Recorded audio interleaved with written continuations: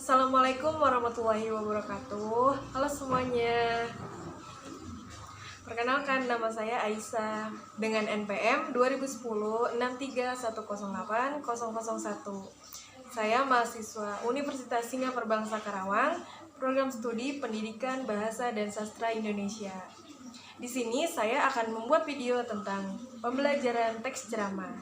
Simak baik-baik ya. Terima kasih.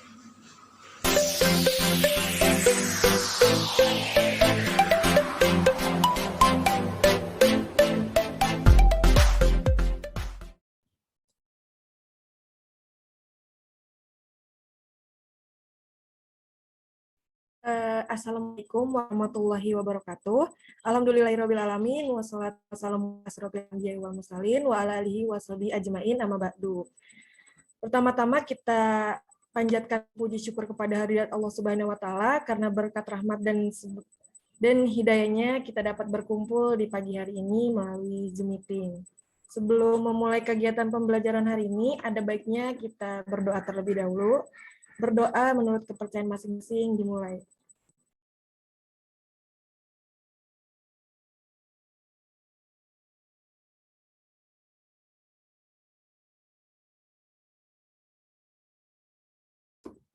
Berdoa selesai. Baik, selamat pagi anak-anak. Bagaimana kabar kalian? Selamat pagi, Bu. Alhamdulillah baik. Ya, mudah-mudahan semuanya selalu dalam keadaan baik ya. Nah, anak-anak, baru saja Ibu kirim ya link untuk daftar hadir hari ini di Google Classroom. Silakan diisi terlebih dahulu ya linknya.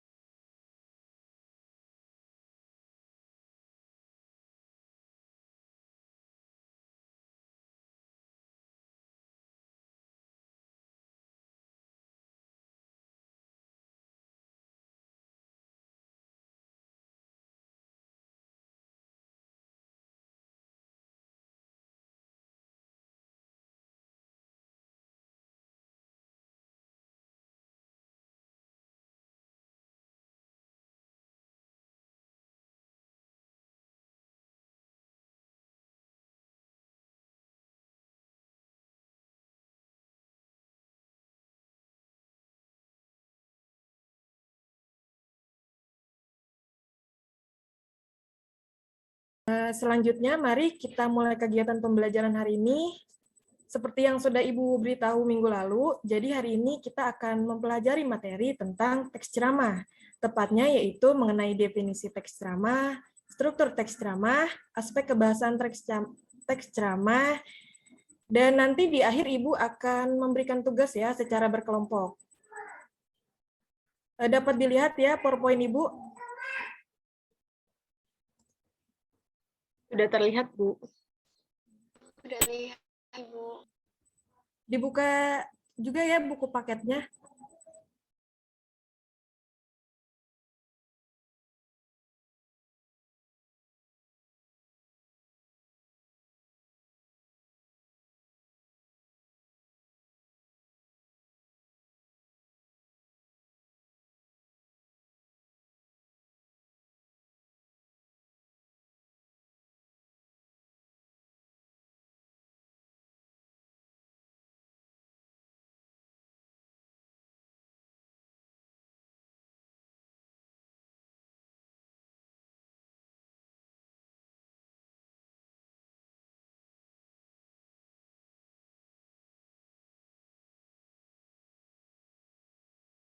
Baik, sekarang Ibu akan menjelaskan terlebih dahulu materi tentang teks ceramah.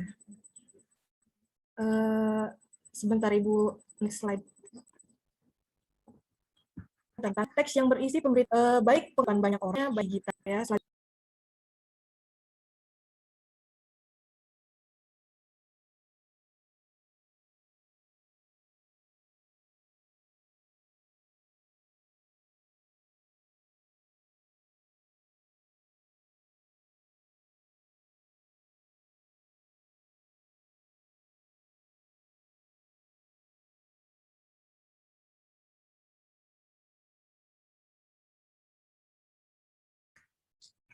Di sini juga terdapat struktur teks ceramah. Bisa, Bu.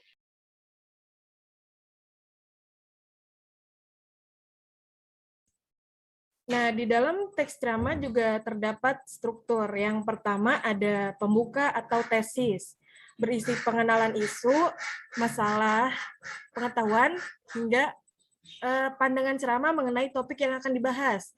Bagian ini sama dengan tesis dalam teks eksposisi. Yang kedua ada isi rangkaian argumen. Nah, isi rangkaian argumen ini berupa rangkaian argumen-argumen penceramah, pembuka atau tesis. Bagian ini biasa kuat argumen-argumen penceramah. Di poin ketiga ada penutup penegasan kembali. Merupakan penegasan kembali mengenai apa yang disampaikan dalam ceramah. Hal ini bertujuan untuk memastikan ceramah tidak memberikan pemahaman yang keliru dari yang dimaksudkan hingga agar diingat oleh pendengarnya. Selain itu, agar ceramah terkenan dalam pendengarnya berpengaruh untuk melakukan sesuatu. Bagian ini juga bisa diisi oleh rekomendasi atau saran mengenai topik yang disampaikan. Next selanjutnya ada kaidah kebahasaan teks ceramah. Nah, di dalam kaidah ini terdapat menggunakan kata ganti orang pronomina. Maksudnya, banyak memakai kata ganti orang pertama atau tunggal, dan kata ganti orang kedua atau jamak sebagai sapaan. Kata ganti pertama contohnya adalah saya, aku, kami, menegaskan kelompok. Sementara kata ganti kedua adalah seperti anak-anak, hadirin, bapak-bapak, ibu-ibu, kalian, atau saudara-saudara. Poin kedua ada menggunakan kata teknis atau peristilahan yang berkenan dengan topik. Nah, maksudnya banyak menggunakan kata teknis atau peristilahan yang sesuai dengan topik yang dibahas. Misalnya, jika topik yang dibahas adalah kebahasaan atau sastra, maka istilah-istilah yang muncul juga berkaitan dengan sastra, seperti prosa, puisi, etika, berbahasa, dan kesatuan berbahasa. Poin ketiga ada menggunakan kata-kata yang menunjukkan hubungan argumentasi atau sebab akibat. Menggunakan kata-kata yang menunjukkan hubungan sebab akibat atau argumentasi. Contohnya seperti dengan demikian, akibatnya, oleh karena itu, maka, sebab, atau karena.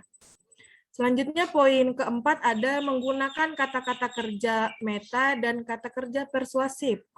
Nah, biasanya di dalam ceramah banyak memakai kata-kata meta, misalnya memperhatikan, memperkirakan, mengagumkan, diharapkan, berasumsi, menyimpulkan, dan berpendapat. Memakai kata-kata persuasif seperti diharapkan, sebaiknya, hendaklah, perlu, dan harus. Oke, di next selanjutnya ada ciri-ciri teks ceramah. Nah, ciri-ciri teks ceramah terbagi menjadi 6 poin. Yang pertama ada suatu yang dijelaskan atau diinformasikan untuk memperluas para pendengar.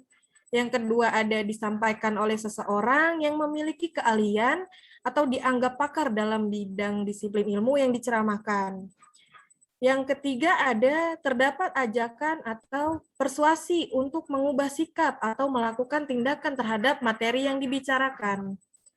Poin keempat ada berisi argumen yang menguat topik yang dibicarakan.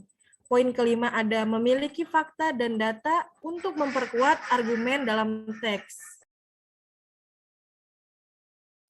Selanjutnya poin keenam ada terdapat komunikasi dua atau banyak arah antara pembicara dan pendengar, yaitu berupa dialog, tanya jawab, kolom komentar tanggapan, video, atau lain-lain. Nah, karena nanti kalian ada tugas membuat teks ceramah, maka Ibu juga akan menjelaskan ya mengenai langkah-langkahnya. Ini ada di next selanjutnya.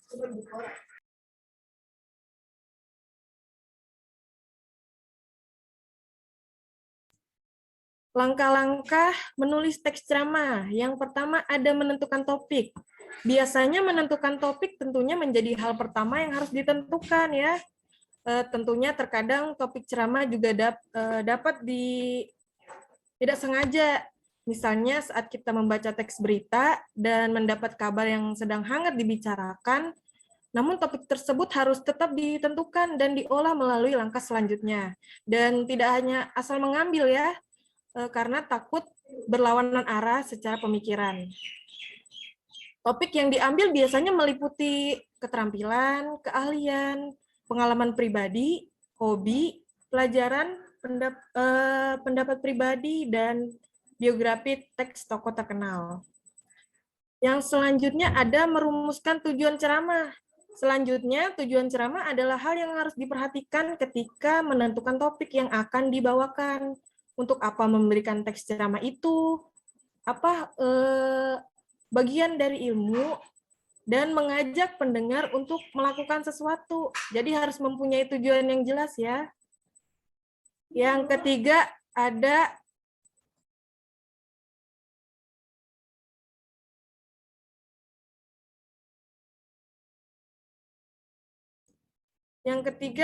menyusun kerangka ceramah. Nah, kerangka teks ceramah adalah rancangan yang menentukan pokok-pokok bahasa, struktur teks ceramah. Setiap bagian struktur yaitu ada pembuka, isi, penutup, dibuat kalimat pokok atau ide-ide pokok terlebih dahulu tanpa penjelasan detail. Pembuatan kerangka ceramah itu yang baik dan benar biasanya meliputi ini. Ada beberapa ya, sebentar Ibu jelaskan. Yang pertama ada ketiga, struktur harus dibuat pembuka, isi, dan penutup. Yang kedua ada maksud ceramah harus diungkap dengan jelas. Selanjutnya, pastikan setiap bagian kerangka harus memiliki suatu gagasan pokok. Terus biasanya di ceramah itu bagian setiap kerangka harus terus susun secara logis dan menyusun ceramah berdasarkan kerangka. Di sini poin terakhir ada menyusun ceramah berdasarkan kerangka. Nah, setelah kerangka telah selesai dibuat, maka kembangkan setiap pokok menjadi paragraf-paragraf yang diberi kalimat penjelas, baik secara dedukatif, kalimat pokok di awal paragraf, atau indukatif ya, kalimat pokok di akhir paragraf.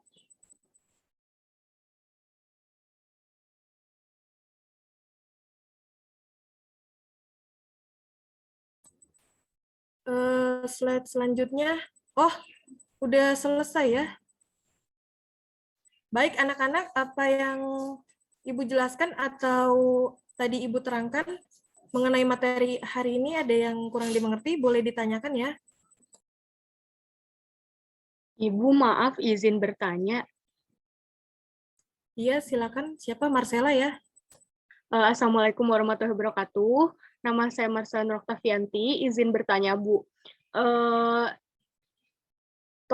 Saya minta tolong menjelaskan ciri-ciri kebahasaan teks ceramah, Bu. Terima kasih. Baik. Selain Marcella, ada yang ingin bertanya juga atau tidak?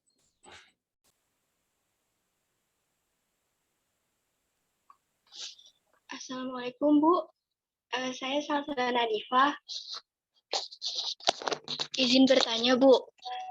Ciri-ciri kerangka ceramah yang baik apa saja ya, Bu? Terima kasih, Bu. Iya, sama-sama Salsabila. Yang lain, bagaimana? Ada yang bertanya? Ibu tampung terlebih dahulu ya sebelum menjawab.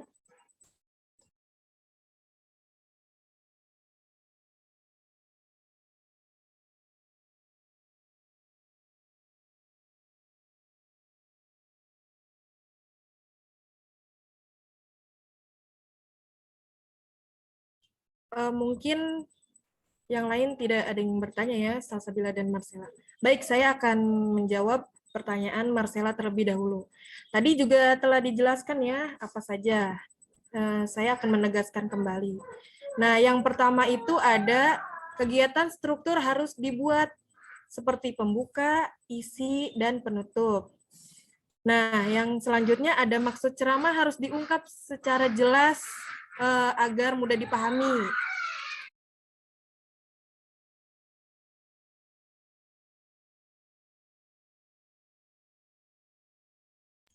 Selanjutnya ada pastikan setiap bagian kerangka harus memiliki suatu gagasan pokok ya.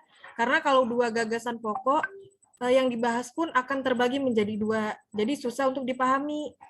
Selanjutnya ada bagian setiap kerangka harus tersusun secara logis. Dan yang terakhir itu menyusun ceramah berdasarkan kerangka. Selanjutnya Ibu akan menjawab pertanyaan dari Salsabila. Di sini ada menggunakan sapaan seperti hadirin, kalian, dan teman-teman. Nah, menggunakan sapa juga bisa dilihat secara waktu. Misalnya, kalian ceramah di pagi hari, otomatis menjawabnya selamat pagi, atau ketika di siang hari, selamat siang. Seperti itu ya, mungkin jawaban dari Ibu. Bagaimana jawabannya, Salsabila dan Marcella? Sudah dapat dipahami, terima kasih Bu. Sudah paham, Bu. Terima kasih, Bu.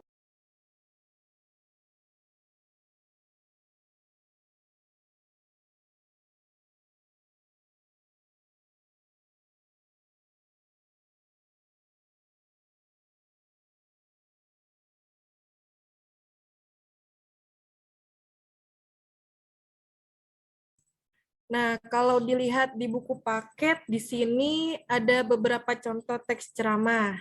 Mungkin ada yang mau membacakannya ke depan? Dipersilakan ya, nanti nilainya Ibu tambah nih. Saya izin mau menampilkan salah satu ceramahnya, boleh Bu?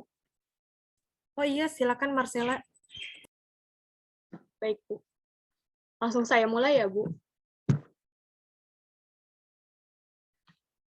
Assalamualaikum warahmatullahi wabarakatuh. Pertama-tama marilah kita mengucap puji serta syukur kehadirat Allah Subhanahu wa taala yang telah memberikan nikmat yang berlimpah sehingga kita dapat berkumpul pada pagi hari ini. Tak lupa salawat serta salam kita curah limpahkan kepada Nabi besar Muhammad SAW beserta keluarga, para sahabat, dan kita para umatnya. Pada kesempatan yang singkat ini, saya ingin menyampaikan mengenai pentingnya bersyukur.